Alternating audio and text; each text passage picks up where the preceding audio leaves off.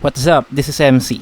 Sa videong to ay i-discuss natin kung paano kinukuha or inaalam or kinocompute ang least common multiple or LCM ng mga given na numbers. Sa videong to ay i-include natin ang kahulugan ng multiple, kahulugan ng common multiple, at ang kahulugan ng least common multiple or LCM. At isasama na rin natin ang overview sa paggamit ng iba't ibang methods sa pagko-compute ng LCM. Ang gagawin natin, magsasagot tayo ng sample question involving LCM gamit ang iba't ibang methods. At ang tanong ay, what is the least common multiple or LCM of 4 and 6? Ang unang method na gagamitin natin ay tinatawag na listing method. At bago natin maintindihan ang kahulugan ng least common multiple, ay dapat alam muna natin ang kahulugan ng multiple. Ang multiple ay result or product ng pagmumultiply ng isang given na number at ng isang integer. Halimbawa, si 2. Sa multiplication table, si 2 ay mumultiply natin kay 1, 2, 3 hanggang 10. At yung mga result ay yung mga multiples ni 2. So, those would be 2, 4, 6, 8, 10, 12, 14, 16, 18, at 20. Pero ang multiples, hindi yan natatapos. Though hininto natin sa 20, hindi yun doon natatapos. Ang multiples ay walang katapusan. Pwede pa yun mag-extend ng 22, 24, 26. Another example kay 3 naman. 3, 6, 9, 12, 15, and so on. Kay 5 naman, 5, 10, 15, 20, and so on. So basically, kailangan nating alamin yung mga multiples na mga given na number. At dahil nga walang katapusan yan, ang pwede natin gawin, kunin muna yung first 5 or first 10 multiples ng given na number. So basically, ang mga multiples ni 4 ay 4, 8, 12, 16, 20, 24, 28, 32, 36, 40, and so on. Again, first 10 lang muna ilista natin. Pero for practical purposes, kapag nagsasagot kayo ng exam, ang ilista nyo 5 lang muna. Kapag hindi nyo pa rin nasasolve yung problem, tsaka nyo na lang dagdagan. Wala namang problema doon. So next, si 6 naman, ang mga multiples ni 6 ay 6, 12, 18. Yung ilista natin hanggang 60 lang muna. So ngayon, meron na tayo ng mga multiples ni 4 tsaka ni 6. So next term na i-define natin ay common multiple. Ano yung mga numbers na present sa parehong multiples ni 4 at ni 6. Sa nakalista ngayon, meron tayong tatlo.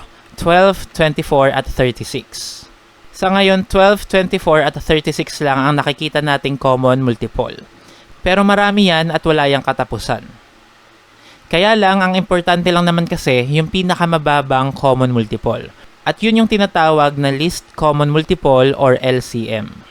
In this case, ang pinakamababa ay 12. At yan ang ating final answer.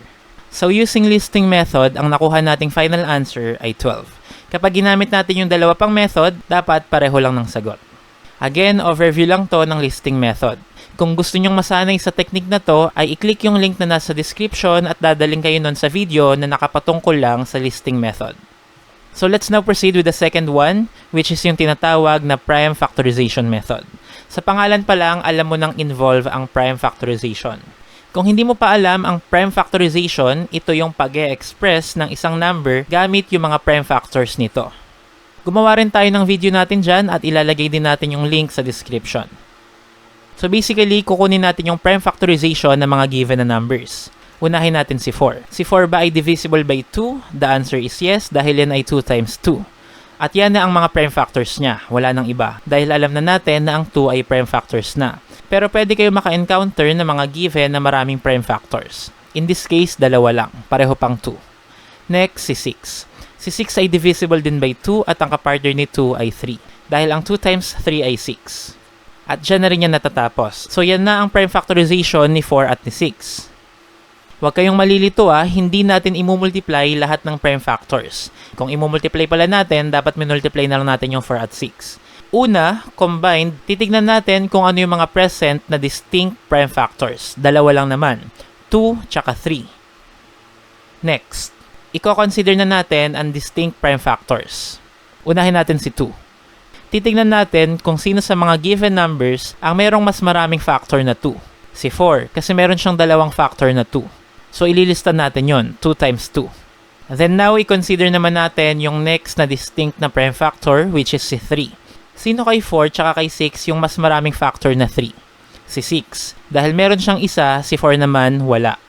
So, isasama natin yon sa nilista natin kanina. Kung meron pang iba pang distinct na factors, isasama rin natin yung sa baba. Kaya lang dalawa lang yung distinct factors natin. Si 2 tsaka si 3. So yan na ang lahat ng imumultiply natin. 2 times 2 times 3. So 2 times 2, 4 times 3, 12. At yan ang ating final answer. Which is pareho lang naman sa sagot nung ginamit natin yung listing method. Kung gusto mong ma-master itong prime factorization method, ay i-click yung link na nasa description. Dadaling ka din nun sa video na nakafocus lang sa paggamit ng prime factorization. And now, let's proceed with the final method, which is most known as ladder method. So basically, isusulat lang natin yung mga given na numbers at magdodraw ng isang vertical bar na magsaseparate sa mga given na numbers at sa mga common prime factors nila. So ano ba ang mga common prime factors ni 4 tsaka ni 6? Isa lang naman, 2. At kung ano yung makukuha natin na common prime factor ay ipapang-divide natin sa mga given numbers. So i-divide natin si 4 at si 6 sa 2.